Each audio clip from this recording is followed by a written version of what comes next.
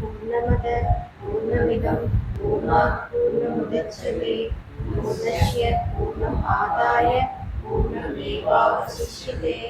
ओम शांति शांति शांति। हरि ओम श्री हरि ओम। எல்லாத்துக்கும் நமஸ்காரம். இந்த வாரம் நம்ம யதி பஞ்சகம் அப்படிங்கிற ஒரு கிரந்தத்தை பார்க்கலாம். இந்த யதி பஞ்சகம் ஜெகத்குரு சுவாமி ஆதிசங்கரால் நமக்கு அருளப்பட்டது. இந்த யதி பஞ்சகத்தினுடைய முக்கியத்துவம் என்னன்னு பார்க்கலாம்.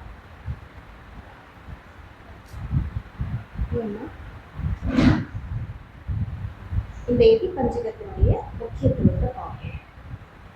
யதி அப்படின்னா நம்ம எல்லாத்துக்கும் ரொம்ப சுலபமா புரியுற ஒரு அர்த்தம் சன்னியாசி. இந்த சன்னியாசிங்கிறவங்க எப்படி இருப்பாங்க? சாதாரணமா ஒரு காவி உடையில ருத்ராட்சம் அணிஞ்சிட்டு நெத்திக்கு விபூதி இட்டு எப்போதும் பகவானுடைய திருநாமத்தை எல்லாம் சொல்லிட்டு மங்களமான ஆன்மீகமா பார்த்தா அவங்க ரொம்ப மங்களமா இருக்குது, பார்த்தாலே நமஸ்காரம் பண்ணணும். இது யதார்த்தமான அர்த்தம். எதிக்கு யதார்த்தமா நம்ம எப்படி புரிஞ்சுக்கலாம். அப்புறம் இப்படி மட்டும்தான் நம்ம பார்க்கணுமா அப்படின்னா அப்படின்னு இல்லை. அவர் ஒரு ஞானியாகவும் இருப்பார். ஞானி அப்படின்னா எந்த மாதிரி ஞானி? ஒரு சில ஞானிகள் உலக விவகாரத்துல அதிகமா ஈடுபடுத்திக்க மாட்டாங்க. தானே தான் உண்டு, வேதாந்த பாடம் உண்டு, அல்லது தியானம் நிஷ்டை உண்டுன்னு இருப்பாங்க. சில ஞானியர்கள் யாரை போல இருப்பாங்க? ஜனகர உதாரணத்துக்கு எடுத்துக்கோம். அவர் பூரணமான ஒரு பிரம்ம ஞானி. அவர் நாட்டையே ஆட்சி செய்தார். நாட்டு மக்களுக்கெல்லாம் நல்ல ஒரு ராஜாவா இருந்து அவர் ஆட்சி செய்தாலும் அவர் துளியும் பற்றில்லாத ஒரு பிரம்ம ஞானியா இருந்தார். அதே போல இன்னொருத்தர் யாக்ஞவல்யர், அவரும் அதே போலதான் ஒரு பெரிய பாடசாலை வச்சிருந்தார். என்ன பாடசாலை? வேதாந்த குருகுலம். அப்புறம் குழந்தைங்களுக்கான பால்ய பருவத்தில் இருக்கக்கூடிய எல்லா விதமான கல்விகளையும் கொடுக்கக்கூடிய ஒரு குருகுலத்தை அவர் வச்சு நடத்திட்டு இருந்தார். அந்த வேத பாடசாலையும் சரி, இல்லத்தனம் 4 ஆசிரமத்துல, முதல்ல பிரம்மச்சாரி ஆசிரமத்துல எல்லா விதமான கல்விகளையும் கொடுப்பாங்க. ஒரு நம்மள வேதாந்தம் ஸ்கூல் மாதிரி ஒரு ஸ்கூல் கிடையாது. எல்லா விதமான ஸ்கூல்னா என்ன? மானைகள், அப்புறம் ஜாதகம் பார்க்கறது, அப்புறம் பூஜை புனஸ்காரங்களுக்கு பார்த்து கொடுக்கறது, இன்னும் இது போல மருத்துவம் பார்க்கறது, அறிவியலை கண்டுபிடிச்சு சொல்றது, இதெல்லாம் அன்னைக்கு இருந்தே இருக்குது இல்லையா? அதனால இந்த மாதிரி இன்னைக்கு நம்மளுடைய காலேஜில் என்னென்ன மாதிரியான வகுப்பு பாடத்திட்டங்கள் இருக்குதோ அது போல இன்னைக்கும் இருந்தது. அது யார் நடத்திட்டு இருந்தா? யாக்ஞவல்யர் நடத்திட்டு இருந்தார். ஸோ இதெல்லாம் நடத்துறதுனால அவர் ஞானி இல்லையா? இல்லை. பொது அவர் பூரண பிரம்ம ஞானியா இருந்து கொண்டு எல்லாத்தையும் செய்தார். அப்போ அவரும் ஒரு ஞானத்துல அதுவும் ஒரு வகை. இன்னொரு வகையை பார்த்தோம்னா தான் உண்டுன்னே இருக்குது. தனக்கு ஒரு வேலை கூட கிடையாது. தான் உண்டுன்னே இருக்கிற நிலையை தான் இங்க சங்கரர் இந்த யதி பஞ்சகத்தின் மூலமா புகழ்ந்து சொல்றாரு. இங்க எல்லாத்துக்கும் அவர் புகழ்ச்சி உண்டு. ஆனா இப்படிப்பட்ட எதிக்கும் ஒரு ஒரு புகழ்ச்சி இருக்குது. அவர் எப்படி இருக்கிறார் அப்படிங்கிறதையும் சொல்லுது இந்த யதி பஞ்சகம். இப்போ எதினா யாருன்னு பார்த்தோம். சாதாரணமா சன்னியாசி கோலத்துல இருக்கிறவங்களையும் ஒரு சன்னியாசி எதின்னு பார்க்கலாம். அல்லது ஜனகர் போலையும் யாக்ஞவல்யர் போலவும் இருக்கிறவங்களும் எதிதான். அல்லது தான் உண்டுன்னு எப்பவும் பிரம்ம நிஷ்டையில இருக்கிறவங்களும் எதிதான். அப்படி இப்போ ஜனகர் யாக்ஞவல்யர்லாம் ஒரு உதாரணம் பார்ப்போம். இப்போ தான் உண்டுன்னு இருக்கிற எதிகள் எல்லாம் எப்படி இருப்பாங்க? ரமண மகரிஷி எல்லாம் நம்ம பார்த்துருக்கோம். நம்ம பார்க்கல, ஆனா அவரெல்லாம் எப்படி வாழ்ந்தான்னு நமக்கு தெரியும். அவர் எப்படி இருந்தாரு? மௌனமா இருந்தாரு. யாராவது உபதேசத்துக்கு இத்தனை குழந்தைங்க முன்னாடி காத்திருந்தாலும் எப்ப சுவாமி வாய் திறந்து ஒரு வார்த்தை சொல்ல மாட்டாரான்னு காத்துக்கிட்டு இருப்பாங்க. அப்புறம் எப்பவும் பிரம்ம நிஷ்டையிலேயே இருப்பாரு. அப்புறம் ரமண மகரிஷி ஒரு உதாரணம். அவங்கெல்லாம் இப்போ இவரு தான் ஞானியா? அப்போ ஜனகர் போன்றவங்க இவங்கெல்லாம் ஞானியா? இல்லை. அவர்களும் ஒரு விதமான வாழ்க்கை முறையில இருக்கிறாங்க. இப்போ சதாசிவ பிரம்மேந்திரான்னு பார்த்தோம்னா அவரும் அப்படிதான் இருந்தார். அவர் எப்போதும் நிர்வாண கோலமா இருந்துட்டு எப்பவும் பிரம்மனிஷ்டையிலேயே இருக்கிற ஞானியா இருந்தார். அதனால இந்த யதிங்கிறதுக்கு இத்தனை விதமான ஞான நிலைகளிலும் உள்ளார்கள் அப்படின்னு சொல்லுது. ஆனா இந்த யதி பஞ்சகத்துல சங்கரர் யாரை புகழ்ந்து சொல்றார் அப்படின்னா, இதுவெல்லாம் இருக்கிறதுனால ஒருத்தருக்கு ரொம்ப எளிமையா சுலபமான வாழ்க்கை வாழ முடியும். இப்போ சாதாரணமா நம்மள மாதிரி இருக்கிறவங்களாம் நமக்கு 3 வேளை உணவு கிடைக்குது, இருப்பிடம் இருக்குது, பாதுகாப்பு இருக்குது, இதனால நான் சந்தோஷமா இருக்கிறேன், இதனால நான் துக்கம் பயம் இல்லாம இருக்கிறேன்னு சொல்லலாம். அல்லது ஜனகர் போலவோ யாக்ஞவல்யர் போலவோ அவங்களுக்கெல்லாம் பாடசாலை இருந்தது, ராஜாவா இருந்தாங்க, அதனால அவங்க ஒரு ஆனந்த நிலையில் இருந்தாங்கன்னு சொல்லலாம். அல்லது ரமணர் போன்றவங்களும் இன்னும் சதாசிவ பிரம்மேந்திரர் போன்றவங்களாம் பூரண பிரம்ம ஞானத்தோடு இருந்தார்கள். அவர்களை சுற்றி பல ஆயிரக்கணக்கான ஜனங்கள், பக்தர்கள், ஞானிகள் கூடி இருந்தாங்க. அதனாலேயே அவங்களுக்கு ஒரு இது ஒரு உதாரணத்துக்காக தான். ஆனா இப்படிதான் நீங்க எடுத்துக்க வேண்டாம்.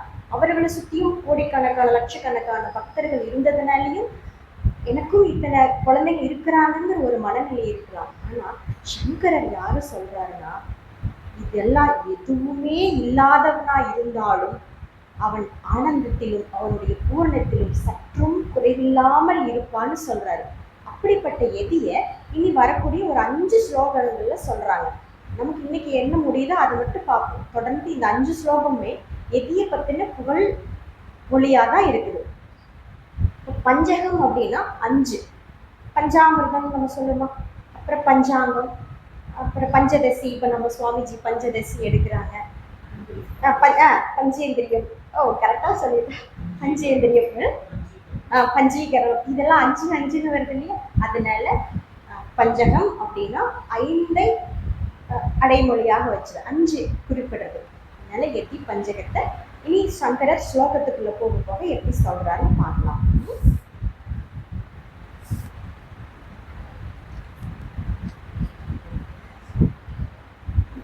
वेदान्तवाक्येषु सदा रमन्तः, वेदान्तवाक्येषु सदा रमन्तः, भिक्षान्नमात्रेण च तुष्टिमन्तः, भिक्षान्नमात्रेण च तुष्टिमन्तः, विशोकवन्तः करणैकवन्तः,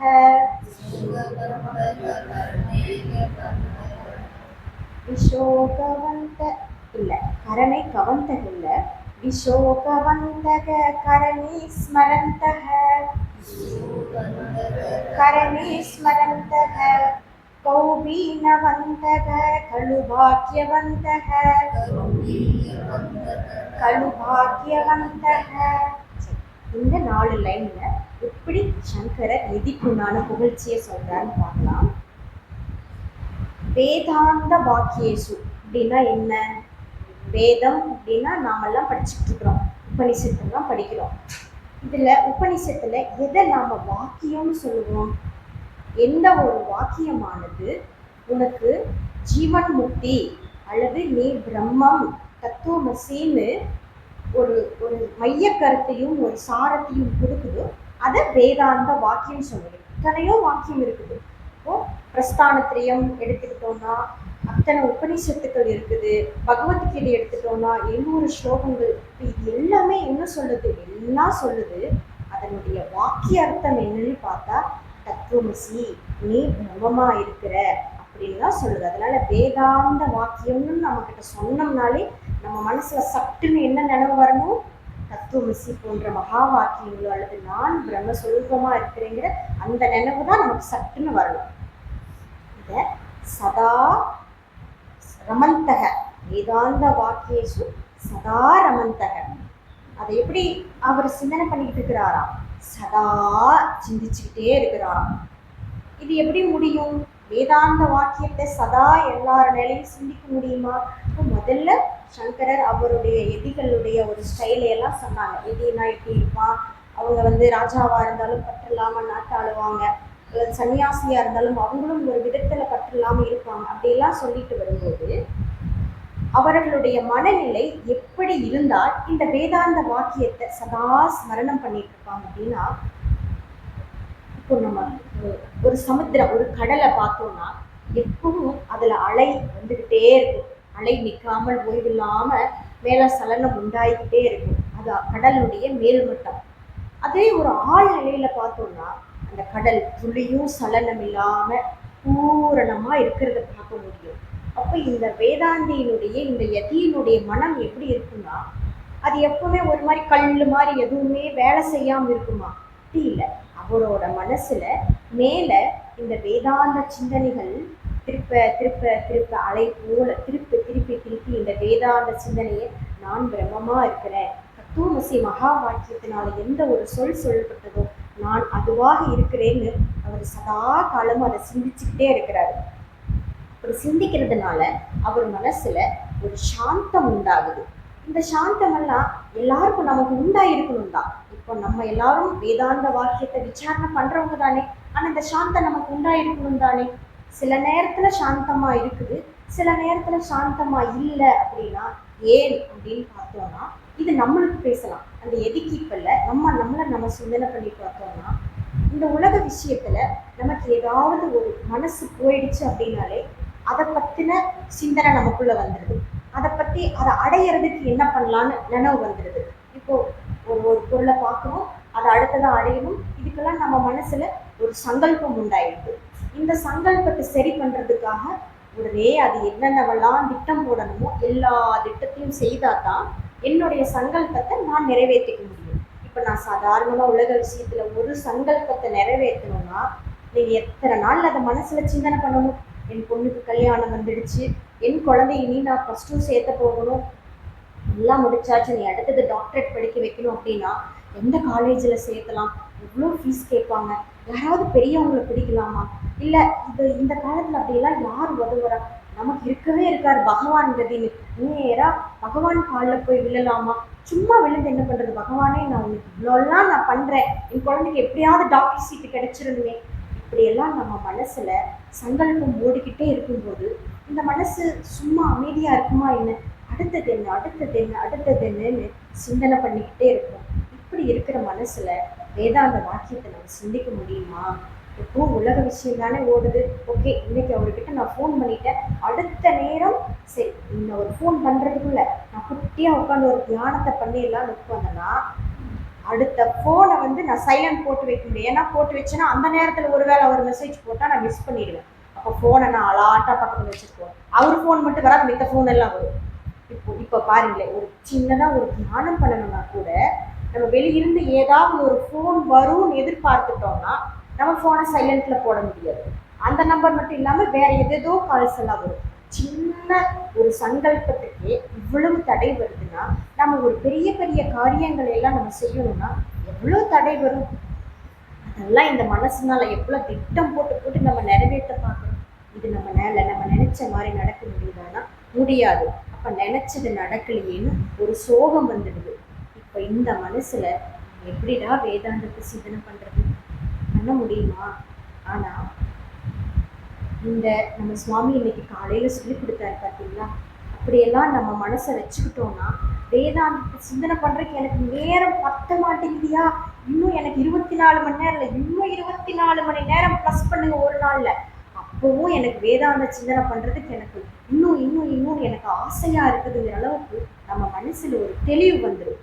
அப்படிப்பட்ட தெளிவு கிடைச்ச மனசு ஓகே நான் இனி சிந்திக்கிறேன்னு போகலாம். ஆனா இங்க சங்கரர் புகழக்கூடிய எது யாருன்னா ஆல்ரெடி அப்படிப்பட்டவர் தான். அப்போ அவர் என்னதான் பண்ணுவாருங்கிறீங்க? சதா காலமும் வேதாந்த வாக்கியத்தை ஸ்மரணம் பண்ணிக்கிட்டு அதிலேயே ரமிச்சிருப்பார், அதிலேயே ஆழ்ந்திருப்பார். அவருக்கு நம்மளை போல எந்த கடமைகளும் காரியங்களும் கிடையாது. அப்படியே கடமைகளும் காரியங்களும் இருந்தாலும் யாக்ஞவல்யர் எப்படி காரியமாற்றினார்? எல்லாம் அறிந்த ஞானி. நம்ம உபநிஷத்திலேயே பிரகதாரணி உபநிஷத்து படிச்சோம்னா தான் தெரியும் யாக்ஞவல்யருக்கு எப்படிப்பட்ட ஞானம் இருக்குது. நமக்கெல்லாம் அப்படி கை காலெல்லாம் உதறும். நிஜமா நம்மளாம் பிரகதாரணி உபநிஷத்து இன்னும் நம்ம சுவாமி எடுத்திருக்காங்க. அந்த பகுதிகளெல்லாம் இப்போ யூடியூப்ல அப்டேட்ல இருக்குது. ஆனா நம்ம அதை ரொம்ப இப்போ நம்ம தினமும் கேட்கறதுக்கு உண்டான நிறைய பகுதிகள் வந்துட்டே இருக்கிறதுனால பின்னாடி விட்டு போனதெல்லாம் நம்ம கேட்கல. ஆனா மாண்டூக்கிய உபநிஷத்தோ பிரகதாரணி உபநிஷத்தோ அதுல வரக்கூடிய யாக்ஞவல்யருடைய கேள்வி பதில் இதெல்லாம் பார்க்கும்போது அப்பா இப்படியெல்லாம் வாழ்ந்திருக்கிறாங்க இல்லையா, நம்ம இதுக்கு கொஞ்ச நேரம் கூட நம்மளால கொடுக்க முடியாத நமக்குள்ள ஒரு உத்வேகம், ஆசை வரும். அதை நோக்கி நம்மளை இழுத்துட்டு போகும். ஸோ அப்படியெல்லாம் அவங்க நமக்காக வாழ்ந்து காட்டி இருக்கிறாங்களே, இவங்கள் மனசுலயும் அதே சதா வேதாந்த ஸ்மரணம் தானே இருக்கும். அப்போ நாம எதை விட்டா நம்மளால இந்த சிந்தனையில இருக்க முடியுமோ அதையெல்லாம் விட்டு சிந்தித்தவர்களாக அவர் இருக்கிறார்கள்.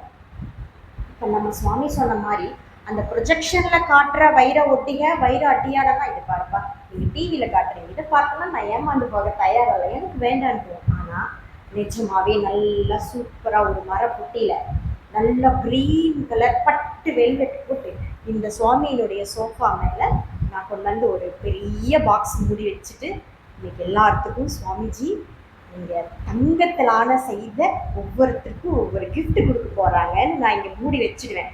அப்போ நிஜமாவே அம்மா இந்த பெட்டிக்குள்ள ஏதோ தங்கம் ஸ்வர்ணம் வச்சிருக்காங்க. ஏன்னா நான் வச்சிருக்கிறதெல்லாம் அவ்வளவு பார்த்தா பிரம்மாண்டமா இருக்கும். அப்ப நம்ம மனசு நம்பலாம், இருக்கும் போல இருக்குது, தங்கம் இருக்கும் போல இருக்குது. உடனே என்ன நினைக்கலாம், எனக்கு ஒரு மூக்குத்தி கிடைக்குமா, ஒரு வைர மூக்குத்தி கிடைக்குமா. இன்னொருத்த நினைக்கலாம், எனக்கு வைர மூக்குத்திலாம் வேண்டாம், எனக்கு வளையல் மால் இருக்கிற பிரேஸ்லெட்டு தான் வேணும். இப்படியெல்லாம் நம்ம மனசுல சிந்தனை ஓடிச்சுன்னா அந்த நேரத்துல நம்ம சுவாமி சொல்றதோ வேதாந்த சிந்தனையோ உள்ள போகுமா?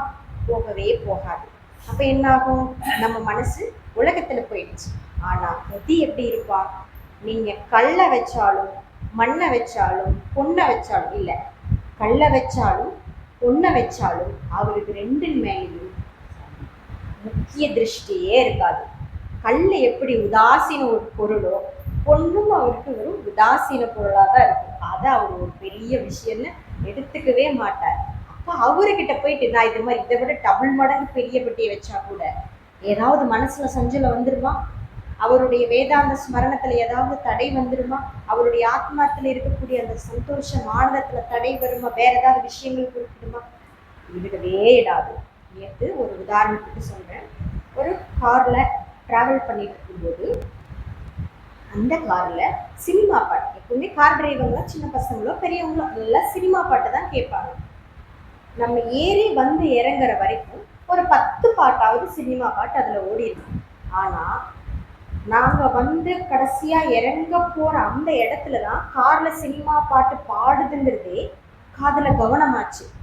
ஏன் அது வரைக்கும் சினிமா பாட்டு ஓடலையான்னா நான் கேட்கிறோம், அம்மா இது வரைக்கும் பாட்டு ஓடிக்கிட்டுதான் இருந்தாலுமா உங்களுக்கு எல்லாம் கேட்கலையான்னு. ஆனா வேதாந்த ஸ்மரணத்திலையும் வேதாந்தத்துல பேசிக்கிறதுலையும் உள்வாங்கிக்கிறதுலையும் கவனம் இருந்ததுனால அந்த கார்ல பாட்டு ஓடுனது கூட நமக்கு கவனம் இல்லை. அப்போ நம்மளுடைய நோக்கம் எங்க போயிடுச்சு அப்படின்னா இங்க போகவே இல்லை பாருங்களேன். ஆனா மற்றவங்களுக்கு என்ன போனோம், இது ரஜினி பாட்டு, இது ஸ்டார் படத்துல வர்ற பிரசாந்தோட பாட்டுன்னு கவனம் போகும். அப்பா இந்த பாட்டெல்லாம் கேட்டு எவ்வளோ நாளாச்சு, எனக்கு இறங்கும் போது தான் கேட்டு தோணுச்சு, அடடே ஆமாம்ல இந்த பாட்டெல்லாம் கேட்டு பல வருஷங்கள் ஆச்சு. அப்ப அது வரைக்கும் அது என் காதுல விடல. அது வரைக்கும் நம்மளுடைய நோக்கம் என்னவா இருந்தது, வேதாந்தத்தை பத்தி சிந்தனை தான் இருந்தது. இப்ப சொல்லுங்க, நம்ம மனசை நாம எப்படி வச்சுக்கிட்டா இந்த வேதாந்தத்துல நம்மளால இந்த மகா வாக்கியத்துல நம்மளால ரமித்து இருக்க முடியும்னு சங்கரர் புகழ்றது நியாயம் தானே. இந்த எதையும் சங்கரர் புகழ்றது ரொம்ப விசேஷமானதானே, எவ்வளவு உத்தமமா இருக்குது. ஸோ அப்படி இந்த முதல் லைனுக்கான அர்த்தம் இப்படி. அடுத்தது பிக்ஷான்ன மாத்திரேன சதுஷ்டி மந்தக. பிச்ச அன்னம் அப்படின்னா பிச்சையாக எடுக்கப்பட்ட உணவிலேயே அவர் திருப்தி அடைந்தவராக, சதுஷ்டி மந்தக அந்த பிச்சையா கிடைக்கப்பட்ட உணவிலேயே திருப்தியோடு இருக்கிறார். இப்போ நமக்கெல்லாம் உங்களுக்கு இங்க ஆசிரமத்துல எல்லோருக்கும் பிக்ஷான்ன மாத்திரேன சதுஷ்டி மந்தகதா. ஏன்னா நாம மத்தியானத்துக்கு என்ன உணவு இங்க தயார் பண்ண போறோம்னு உங்களுக்கு யாருக்கும் தெரியாது. ஒருவேளை நல்லா ஃபுல் மீல்ஸ் நல்ல ஸ்வீட்டோடையும் வடை பாயாசத்தோடையும் இருக்கலாம். இல்லையா இந்த வெயில் ரொம்ப கொளுத்து, எதுவும் வேண்டாம், நல்ல பழைய சாதத்தை கரைச்சி மோர் விட்டு ஜில்லுன்னு நல்ல ஒரு ஊறுகாயோட மிளகாயோட கொண்டு நான் என்ன இங்க ஆசிரமத்துல என்ன நடக்க போகுது என்ன கொடுக்க போறேங்கிறது தெரியாது. இருந்தாலும் உங்களுக்கு அந்த உணவு மேடைக்கு வர வரைக்கும் உங்க மனசுல இன்னைக்கு எது கிடைக்குதோ அதைத்தான் நான் ஸ்வீகாரம் பண்ணிக்க போறேன்னு உங்க மனசுல இருந்துருச்சுன்னா இந்த உணவை பத்தின சிந்தனை உங்க மனசுல ஓடுமா? ஆனா இதுவே நம்ம வீட்டுல ஒரு 20 பேர் மதியம் லஞ்சுக்கு வர்றாங்க அப்படின்னா முந்தின நாள்ல இருந்தே வீட்டுக்காரரை பாடா படுத்திடுவாங்க. இந்த காய்கறி வாங்குங்க, இதை கொண்டுட்டு வாங்க, அப்படம் வாங்குங்க, இந்த அப்படம் வேண்டாம் பப்படம் வாங்குங்க, புஷ் ஊட்டணும், என்னென்னவெல்லாம் பண்ணணுமோ முந்தின நாளில் இருந்தே ப்ரிப்பேர் பண்ணி அடுத்தது உறம்பரக்காரங்க வந்ததும் அவங்களுக்கு பிடிச்சதெல்லாம் செய்து கொடுத்து அவங்க போக வரைக்கும் இந்த உணவுலையும் அவங்கள கவனித்து நம்ம விருந்தோம்பல் பண்ணுறது எவ்வளோ கவனமாக இருக்கும். ஒரு நிமிஷமாவது நம்மளுக்கு இதை விட்டு மனசு வேலை பக்கம் போகுவான். இப்போ 1.5 நாள் கிட்டத்தட்ட 2 நாளே ஆயிருக்கும். அப்புறம் போனதும் நம்ம பாத்திரம் மண்டமெல்லாம் கழுவி கூட்டி சுத்தப்படுத்தி அந்த 2 நாள் முழுக்க இந்த உறவினர்களை கவனிக்கிறதுலையும் சமைக்கிறதுலையும் அவங்களை திருப்திப்படுத்துறதுலையுமே 2 நாள் முடிஞ்சு போச்சா. ஆனால் இங்கே உங்களுக்கு அதை பற்றி என்ன ஏதாவது இருக்குதா? என்ன கொடுக்க போறாங்கன்னு தெரியாது. ஏதோ கொடுப்பாங்க. மதியம் பசிக்கு வயிற்றுக்கு சோறு கிடைக்கும். பிக்ஷான்ன மாத்திரையில அந்த உணவுல உங்களுக்கு சந்தோஷம் இருக்குதா? நான் எதை கொடுத்தாலும் சந்தோஷமா சாப்பிட்டுக்குவீங்க தானே, எனக்கு இது வேண்டாம் அது வேணாம். அப்போ இந்த மனசு எப்படி இருக்கும் பாருங்க. இப்போ இந்த 2 நாளா வீட்டுல கெஸ்ட் வரும்போது நம்ம மனசு என்னமா இருந்துச்சு. துருன்னு என்னென்னவெல்லாம் செய்யணுமோ அத்தனையும் செய்வோம். இந்த ஸ்வீட் வேண்டாம் உங்களுக்கு பிடிக்காது, கொஞ்சம் ஸ்வீட் கம்மியாக வாங்கலாம், இன்னைக்கு எல்லாத்துக்கும் சுகர் இருக்கிறதுனால ஸ்வீட் கம்மியாக இருக்கிற ஸ்வீட்டாக வாங்கிக்குவாங்க. என்ன பண்ணியிருப்பார் இவர் பாவம், ஏதோ தெரிஞ்சது வாங்கிட்டு வந்துருப்பார், கொஞ்சம் பெருசாக வாங்கிட்டு வந்தார். இத்தத்தச்சோடு வாங்கிட்டு வந்துருக்கு, குட்டி குட்டியாக வாங்கிட்டு வந்தால் தான் அவங்களுக்கு மறுபடியும் இப்போ குட்டி ஸ்வீட்டை வாங்கிக்கலாம் அப்படின்ட்டு அவ்வளோ பாடுபடுத்துகிறோம். உண்மைதானே? இதெல்லாம் நம்ம வீட்டில் எல்லாருடைய வீட்லேயும் கட்டாயம் நடக்கும். அதனால இப்படி இருக்கிற மனசு எப்படி சாந்தமாக இருக்க முடியும், எப்படி நிம்மதியாக இருக்க முடியும்? அப்போது இந்த எதி என்ன பண்ணுறாரு? பிச்சை அன்னத்திலேயே திருப்தியுடையவராக இருக்கிறாரு. அந்த அன்னம் நமக்கு பசிக்கு, அதாவது பசி வந்துட்டா என் பசி போக்கணும், அதுக்கு என்ன கிடைக்குதோ அதோட அவர் திருப்தி அடைஞ்சிட்டாருன்னா அடுத்த நிமிஷம் அவர் என்ன பண்ணுவார்? திருப்பியும் இந்த வேதாந்த வாக்கியத்தையே நினச்சி சிந்தனை பண்ணிட்டு இருப்பார். அதனால பிக்ஷாங்க மாத்திரேன சதுஷ்டி மந்தக, அவர் அதிலேயே திருப்தியுடையவராக இருப்பார். அடுத்தது விஷோக வந்தக கரணே ஸ்மரந்தக. விஷோகம் அப்படின்னா என்ன? சோகமற்ற நிலை. இப்ப யாருக்கு சோகம் இல்லாத நிலை இருக்க முடியும்? யார் சோகம் இல்லாதவங்களா இருப்பாங்க? பரிபூர்ண ஞானி. பரிபூர்ண ஞானி சோகமற்ற அந்த பிரம்மஸ்வரூபத்தில் இருப்பான். அப்ப சோகமுடையவன் யாரு? சம்சாரி, அஞ்ஞானி. இப்போ சோகமுடைய சம்சாரிக்கு என்னென்னவெல்லாம் பஞ்சாயத்து வந்தது பார்த்தீங்கல்ல. ஒரு காலையில 9 மணிக்கு ஒரு ஸ்கூலுக்கு நம்ம குழந்தைகளை கொண்டு போய் விட்டுட்டோம் அப்படின்னா, அது ஒரு எல்கேஜி மிஸ்ஸோ யூகேஜி மிஸ்ஸோ இருந்தாங்க அப்படின்னா, அவங்களுடைய காலையில் 9 மணியிலிருந்து சாயங்காலம் 3 மணி வரைக்கும் ஆசிரியர் இன்னைக்கு நம்ம ஸ்கூல் 4 மணி வரைக்கும் குழந்தைங்களுடைய ஸ்கூல். அந்த 4 மணி வரைக்கும் இந்த டீச்சருடைய நிலை என்ன?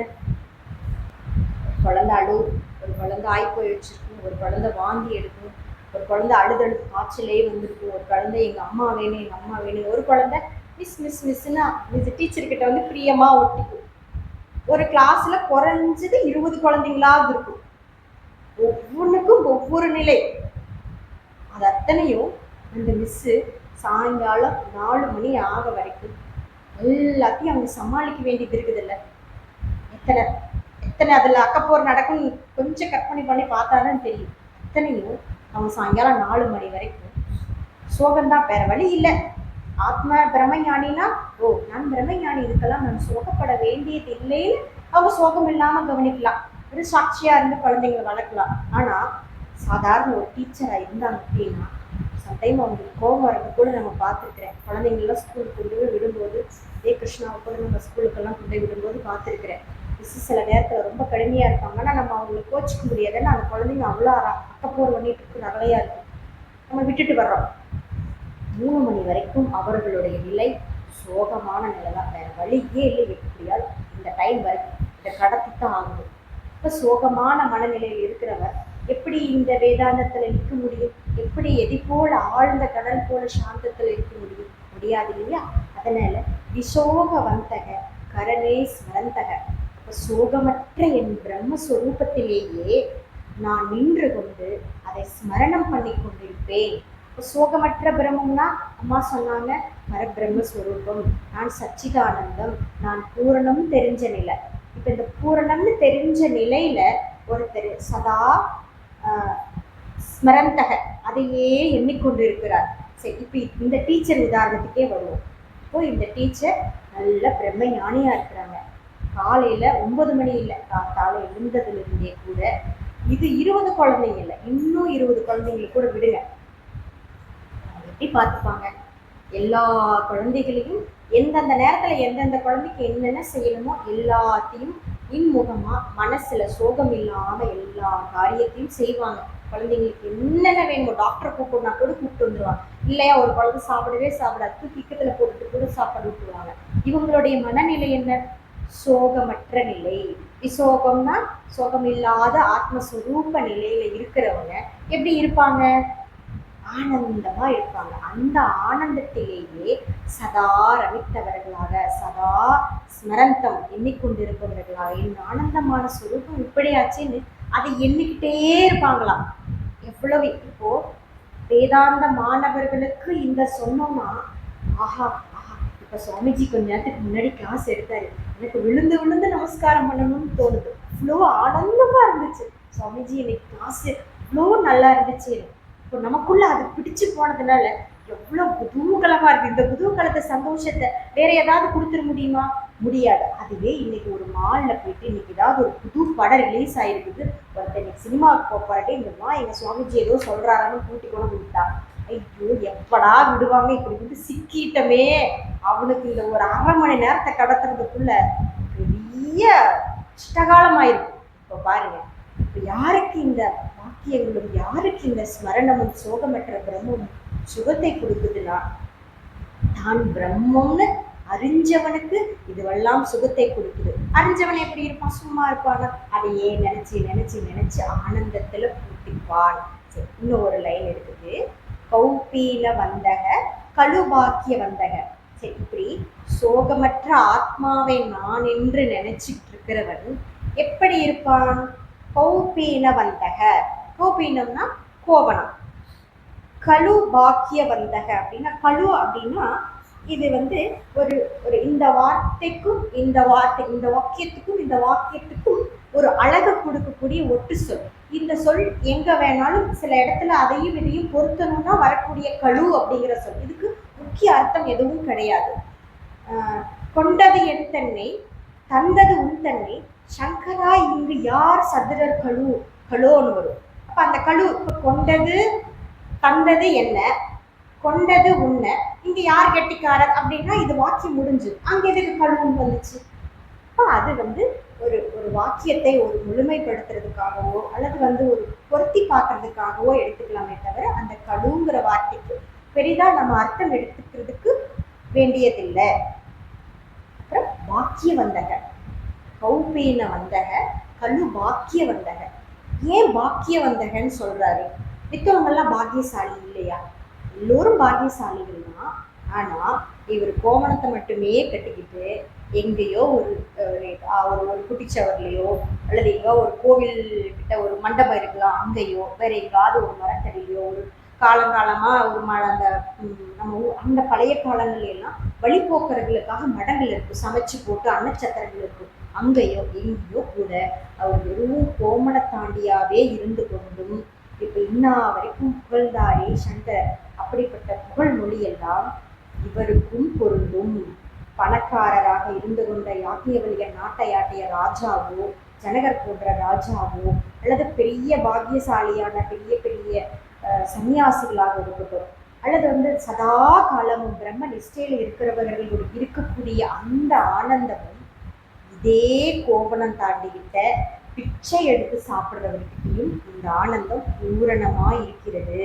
அதனாலதான் கௌபீன வந்தக கழு பாக்கிய வந்தக. இப்போ சங்கரர் இவர் பாக்கியசாலிங்கிறாரு, வெறும் கோவணத்தோடு இருக்கிறார். இவர் எப்படிடா பாக்கியசாலி?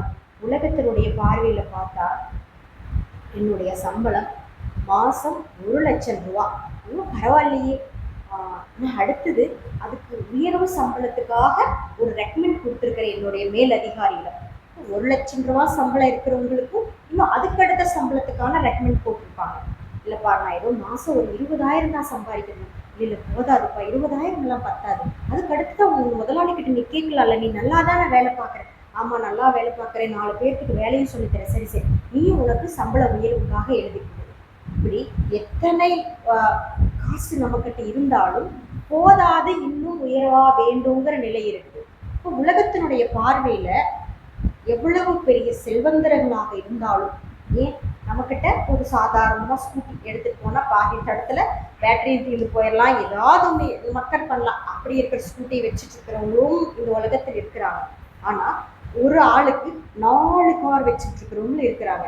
நிறைய திரைப்பட பெரிய பெரிய நல்ல பணக்கார நடிகர்கள்லாம் பார்த்தோம்னா உங்கள் வீட்டுக்கு முன்னாடி பார்த்தா அத்தனை கார் இருக்குமா. அவர் எந்த பாதை வழியாக வராரோ அந்த காரில் ஏறுவாரா. கரெக்டாக அந்த காரில் டிரைவரும் இருப்பாங்க. கேட் நீக்கி விடுறதுக்கு ஒரு ஆள், கேட் நீக்கி காருக்குள்ள உட்கார வைக்கிறதுக்கு ஒரு ஆள். இவர்களும் இந்த உலகத்தில் பெரிய செல்வந்தர்கள் தானே. அப்போ உலகத்தை பொறுத்தவரை யார் பாக்கியசாலி நினைச்ச நம்மளெல்லாம் பார்த்தா இருந்து அங்கே போகிறக்குள்ள இந்த வண்டி பேட்டரி வேற தீர்ந்துச்சு, திருப்பி வரும்போது தள்ளிட்டு வர வேண்டியது. இதெல்லாம் ஒரு வண்டியா, திருடம் கூட தூக்கிட்டு போக மாட்டாங்க. கொண்டது எங்கேயோ வாசல் எரிச்சு கிடக்கிற மழையில வெளியே நுழைஞ்சிட்டு கிடக்கு. அவங்களுடைய வாழ்க்கையில பார்த்தோம்னா நம்ம பார்த்தோம்னா ரொம்ப பெரிய பாக்கியசாலி, இத்தனை கார் வச்சிருக்கானே, விதவிதமா இருக்குது, கலர் கலரா இருக்குது, நினைச்ச நேரத்துல இந்த பாக்கியசாலின்னு நினைக்கிறப்ப நம்ம உலகத்தினுடைய பார்வையை பொறுத்த வரைக்கும் நிறைய செல்வமும் காரும் பங்களா வசதி வாய்ப்பு இன்பங்கள் பாதுகாப்பு இதெல்லாம் பாக்கியம்னு உலகத்தை பொறுத்த வரைக்கும் நினைக்கிறோம். ஆனா இந்த எதை பொறுத்த வரைக்கும் பாக்கியசாலி அவன் கோபனத்தோடு இருந்தாலும் அவனே பாக்கியசாலி. ஏன்னா அவர்கள் மனதில் வந்து இன்பத்தை கொடுத்து ஆனந்தமாய் இருக்கக்கூடியதெல்லாம் சற்று நேரத்துக்கு மட்டுமே. அந்த இன்பம் எல்லாம் இந்த உலகத்தால உனக்கு கிடைக்கக்கூடிய இன்பம். ஒரு காருனால ஒரு இன்பம் கிடைக்குதுன்னா எத்தனை நாளைக்கு அந்த கார் உங்களுக்கு கட்டாயம் ஒரு நாள் அந்த கார் போர் அடிச்சு போயிடும். இன்னைக்கு ஒரு புது ஸ்கூட்டி எனக்கு வாங்கினாலும் மீறி மீறி போனா 1 வருஷம் 2 வருஷம் ஐயோ இந்த ஸ்கூட்டி போர் அடிக்குதுப்பா. அப்போ நமக்கு ஒரு பொருள் உலகத்தில் அனுபவிக்கும் போது குறுகிய காலத்திலே அது மேல ஒரு போர் அடிச்சிருக்கு, ஆசையா போய் ஒரு சட்டை எடுப்போம். எத்தனை நாளைக்கு போடுவோங்க நீங்க? மீறி மீறி போனால் 1 மாதம் 2 மாதம் அப்புறம் அந்த சட்டையை கையிலேயே தொடமாட்டான். வீட்டில் அவங்களோ துவைச்சி நல்லா கஞ்சி போட்டு கம்மன்னு தேய்ச்சி, ஏங்க இந்த சட்டை எத்தனை நாளாக தேய்ச்சி வச்சுக்கிற கை இல்லைப்பா எனக்கு அது பிடிக்கல. அப்போ நம்ம நினைப்போம் அதே போய் அத்தனை அக்க போகிறவனே இந்த சட்டை எடுத்து வந்தாங்களே போடலையே. ஏன்? அது சந்தோஷம் குறுகிய காலம் வரைக்கும் ஒரு பொருளால் கொடுக்கும். கொஞ்சம் கலர் மங்கி போச்சு அந்த சட்டை பிடிக்கலையா, கொஞ்சம் கார் பார் அடிச்சு போச்சு அந்த கார் பிடிக்கலையா, இல்லை நல்லா லக்ஸுரியா வீடு கட்டிட்டோம், எத்தனை நாளைக்கு அந்த வீடு உனக்கு சுகமா இருக்கு, கொஞ்சம் புதுசா இருக்கு வரைக்கும் சுகமா இருக்கும். அடுத்தது நம்ம பக்கத்துல இன்னும் பயங்கரமா ஒரு பில்டிங் கட்டிட்டாங்க, அடடா நம்மளுக்கு ஓல்டு ஃபேஸ்னா போச்சே, கொஞ்சம் அந்த மாதிரி கட்டியிருந்தா நல்லா இருந்திருக்குமா, போச்சா இந்த திருப்தி போச்சா. அப்போ உலகத்தால நம்ம அடையக்கூடிய செல்வமோ புகழோ பாதுகாப்போ எல்லாமே அந்த காலத்துல வந்து இருந்து திரும்பி போயிடும். இந்த சுகத்துல நம்மளால நிலைக்க முடியுமா? முடியாது. நல்லா தலையில கும்முன்னு முடிய வச்சுட்டு சூப்பரா நடிச்சிட்டு இருப்பாங்க. அவரும் கொஞ்சம் வயசு ஆகாதுக்கு முன்ன பூரா முடியும் கொட்டி போயிடும், மொட்டை தலையா இருக்கு, இல்லாட்டி முடி பூரா நடிச்சு போயிடும். அப்போ அந்த இருந்த அழகு இப்ப போயிடுச்சு, இருந்த இளமை இப்ப போயிடுச்சு. முதல்ல எல்லாம் ஹீரோயினா நடிக்கிறதுக்கு பல மில்லியன் கணக்குல அவங்களுக்கு காசு கொடுத்து கூப்பிடுவாங்க. இப்போ அம்மாவா நடிக்கிறீங்களா? அம்மாலாம் நடிக்க மாட்டேன், ஏன்னா அவங்களுக்கு வயசாயிடுச்சு, சம்பளமும் குறைஞ்சி போச்சு. இப்ப சொல்லுங்க, உலகத்தால கிடைக்கக்கூடிய இன்பம் எல்லாம் எவ்வளவு சொற்பமா இருக்குது. நம்ம கிடைச்சிருச்சேன்னு சந்தோஷப்படுறதுக்குள்ள அது காணாம போயிடுது. ஆனா இங்க பாக்கியசாலி யார் அப்படின்னா, இந்த எதியானவன் மனசுல தன் சொரூப ஆனந்தத்துல அவன் நிக்கிறான். தான் பிரம்மங்கிற அந்த ஆனந்தத்துல நிக்கிறதுனால அவன் அந்த ஆனந்தம் காணாம போயிடுமா? அந்த ஆனந்தம் விட்டு போயிடுமா? அந்த ஆனந்தம் காலத்தால ஏதாவது பஞ்சராய் நின்றுமா? அந்த ஆனந்தம் காலத்தால ஏதாவது ஓல்டு ஃபேஷன் ஆயிடுமா? அது எப்பவும் தன் சுரூபத்தில் தான் தானா நிற்கக்கூடிய அந்த எதிதான் பாக்கியசாலி அப்படின்னு சொல்றாரு சங்கரர். இப்ப நம்மளே சொல்லுவோம் இல்லையா, உண்மைதாமா, எதிக்கிட்டு இருக்கிற அந்த ஆனந்தம் காலத்தாலோ இடத்தாலோ பொருளாலோ சேதப்படுத்த முடியாது, அதை துண்டுபடுத்த முடியாது, அதை வேஸ்ட் ஆக்க முடியாது. அப்படின்னா இப்போ நாமெல்லாம் எதியா இருக்கணுமா, அல்லது உலக இன்பத்தில் இருக்கக்கூடிய செல்வத்தையோ புகழையோ வேற என்னென்னவெல்லாம் இருக்குதோ அதையெல்லாம் அடைய விரும்புவோமா? அதெல்லாம் வந்து போயிடும், கொஞ்ச நேரம் இருக்கும் போயிடும். ஆனா இந்த சுகமோ இந்த திருப்தியோ நம்ம கிட்ட விட்டு நீங்காமல் இருக்குது. இப்ப எதிய புகழ்றது நியாயம்தானே? சங்கரர் எதியை இவ்வளோ தூரம் புகழ்ச்சி சொல்ற நியாயம்தானே? அதனால இப்படிப்பட்ட எதியே பாக்கியசாலி. வேதாந்த வாக்கியேசு சதா ரமந்தக भिक्षान्न मात्रेण च तुष्टिमन्तः विशोकवन्तः करणे स्मरन्तः कौपीनवन्तः கலுபாக்கியவந்தக. இப்போ இந்த 4 லைனுக்கு ரொம்ப சூப்பராக அர்த்தம் புரிஞ்சிருச்சா? ஸோ இது ஒரு ஸ்லோகம். இனி நம்ம அடுத்த வாரம் அடுத்த ஸ்லோகத்தை பார்க்கலாம்.